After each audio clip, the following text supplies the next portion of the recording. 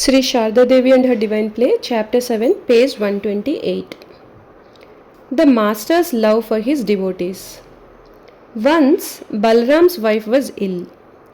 The Master said to me, "Go to Calcutta and visit her." "How can I go?" I said. "I don't see any carriage or any other conveyance here." The Master replied in an excited voice, "What? Balram's family is in such trouble and you hesitate to go? You will walk to Calcutta. Go on foot." At last, a palanquin was brought and I set out from Dakshineshwar. Twice I visited her during her illness. On another occasion, I went on foot at night from Shampukur. The younger Naren used to visit the Master. He was thin and dark with pockmarks on his face.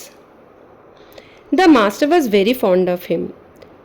When Patu and Manindra came to see the Master, they were very young, about 10 or 11 years old. Once at the Kasipur garden, during the holy festival, everybody had gone out to play with abir, red powder, but these two would not go. They began to fan the Master, changing hands frequently. They were so young that they could not manage it. They also massaged the Master's legs.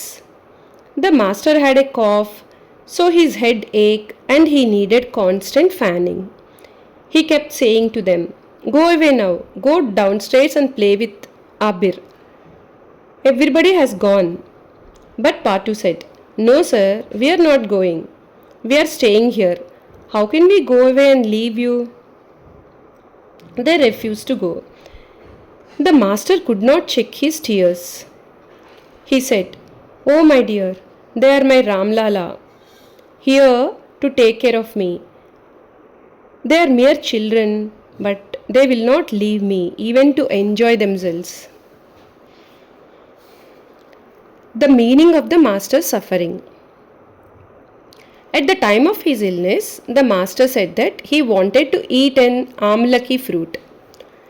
Durgacharan procured some after searching for 3 days without eating or sleeping.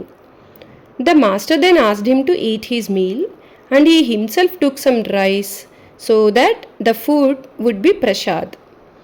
I said to the Master, "You are taking rice quite well. Why then should your meal consist only of farina pudding? You should eat rice rather than pudding." "No, no," he said. "I would rather eat farina pudding these last days of my life." It was such unbearable suffering for him to eat even the farina. Every now and then he would throw it up through his nose. The Master used to say, "I have been suffering for all of you. I have taken upon myself the miseries of the whole world." The Master suffered because he had taken on himself the sins of Girish Ghosh. The effect of karma. Karma alone is responsible for our misery and happiness. Even the Master had to suffer from the effects of karma. Once his elder brother was drinking water while he was delirious with fever. The Master snatched the glass out of his hand after he had drunk just a little. The brother became angry and said, "You have stopped me from drinking water. You will also suffer likewise. You will also feel such pain in your throat." The Master said, "Brother, I did not mean to injure you. You are ill. Water will harm you. That is why I have taken the glass away. Why have you then cursed me in this manner?" His brother replied, weeping, "I do not know, brother. Those words have come from my mouth. They cannot but bear fruit." At the time of his illness, the Master told me, "I have this ulcer in my throat because of that curse." I said to him in reply, "How can a person possibly live if such a thing as this can happen to you?" The Master remarked, "My brother was a righteous man. His words must come true. Can the words of anyone and everyone be thus fulfilled? The result of karma is inevitable, but you can lessen it lessen its intensity by repeating the name of God. If you were destined to have a wound as wide as plowshare, you will get a pinprick at least. The effect of karma can be counteracted to a great extent by japa and austerities. Body and soul. Everything, husband, wife, even the body, is illusory. These are all shackles of illusion. Unless you can free yourself from these bonds, you will never be able to go to the other shore of the world. Even this attachment to the body, the identification of the self with the body, must go. What is this body, my child? It is nothing but 3 pounds of ashes when it is cremated. Why is there so much vanity about it?